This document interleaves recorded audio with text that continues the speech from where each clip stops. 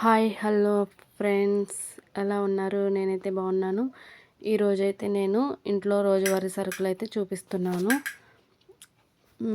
నెల నెల సరుకులు తెచ్చుకుంటూ ఉంటాం కదా, అవైతే ఏమేమి తెచ్చుకున్నామో ఈరోజైతే నేను వీడియోలో చూపించబోతున్నాను.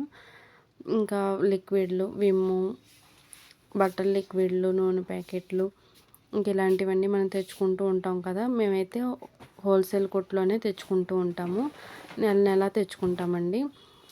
ఏవైతే అయిపోయినాయో అవే చక్కగా కొంచెం కొంచెం తెచ్చుకుంటూ ఉంటామండి. మరీ ఎక్కువగా తెచ్చుకోకుండా.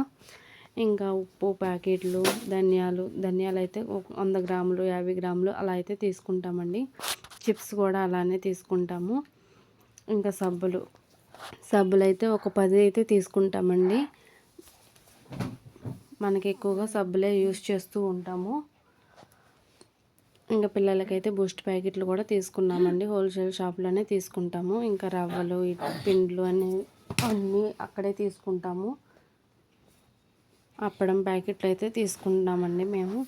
ఇంకా తాలింపు దినుసులు అంటారు, మేమైతే ప్యాకెట్ తీసుకోకుండా విడిగానే కొట్టించుకుంటామండి తాలింపు దినుసులు కూడా. ఇంకా ఇలా అయితే సరుకులన్నీ కూడా తెచ్చుకుంటామండి కొంచెం కొంచెంగా. మీరు ఎలా తెచ్చుకుంటారో నాకైతే కామెంట్ అయితే చేయండి. చాలామంది డీమార్ట్లకి అట్లా వెళ్తూ ఉంటారు. డీమార్ట్కి అట్లా వెళ్ళినా కూడా మనకి బిల్ అనేది సరుకులకని వెళ్ళి వేరే వేరే వస్తువులు కూడా కొనేసుకుంటూ ఉంటాము. ఇంకా బిల్ అనేది ఎక్కువగా వచ్చేస్తూ ఉంటుంది. మేమైతే ఇంకా ఇలా హోల్సేల్ షాప్కి అయితే వెళ్తూ ఉంటాము. ఇంకెళ్ళి నెలవారీ సరుకులన్నీ తెచ్చేసుకుంటామండి. ఒక్కసారి అన్నీ రాసుకొని తెచ్చుకుంటాము. ఇంట్లో ఏమేమైతే అయిపోయినాయో అవన్నీ తెచ్చేసుకుంటూ ఉంటామండి. ఇంక తెచ్చుకున్నాక ఇవన్నీ సదిరేసుకున్నాను. ఒక అర్మార్ అయితే సరుకులకే పెట్టేసుకుంటాను.